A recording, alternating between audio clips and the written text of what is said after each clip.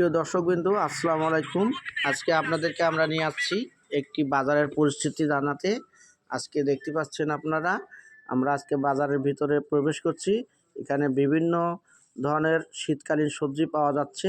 সবজিগুলো কৃষকের হাতের নাগালের ভিতরে আছে, দাম খুবই কম। বিভিন্ন জাতের প্রচুর পরিমাণে সবজি। তাই আমরা বলতে চাই যে বাংলাদেশের কৃষক বাঁচলে দেশ বাঁচবে। তাই বেশি বেশি করে আমরা কৃষকদের সহায়তা করি। এতে করে আমাদের কৃষকদের কৃষিপণ্য উৎপাদন করতে অনেক উপকারিত হবে। তো দর্শকবৃন্দু, আপনারা দেখতে পাচ্ছেন বিভিন্ন জাতের টমেটো, বেগুন, আর বিশেষ করে ফুলকপি, পাতাকপি, সিম, বিভিন্ন বাজারে সবজি আমরা পরিমাণে মাছের দাম অবশ্যই আমাদের ক্রয় ক্ষমতার ভিতরেই আছে। দেখেন বিভিন্ন জাতের, দেখেন এই মাছগুলো দেখতে পাচ্ছেন সুন্দরভাবে পরিষ্কার করা হচ্ছে। আর এই দেখেন অনেক রকমের মাছ এখানে পাওয়া যাচ্ছে, খুব অল্প দামেই পাওয়া যাচ্ছে আজকে মাছগুলো।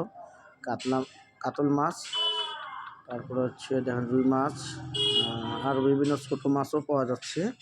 তো এখানে আমরা তাদের সাথে কথা বলে তাদের অনুভূতি সম্পর্কে জানতে পারলাম। ওনারা বলতেছে যে আজকে বাজারের লোকজনের ভিড় খুবই কম। তো আমরা মাছ ধরে যাচ্ছি।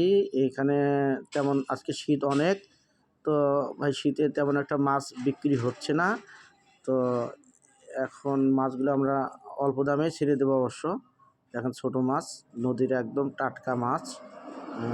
এদের সাথে আমরা কথা বলে জানতে পারি যে আজকে বাজার অবস্থা বেশি একটা ভালো না। এখানে বিভিন্ন ধরনের মাছ নিয়ে তারা বসে আছেন। তো বন্ধুরা, আপনারা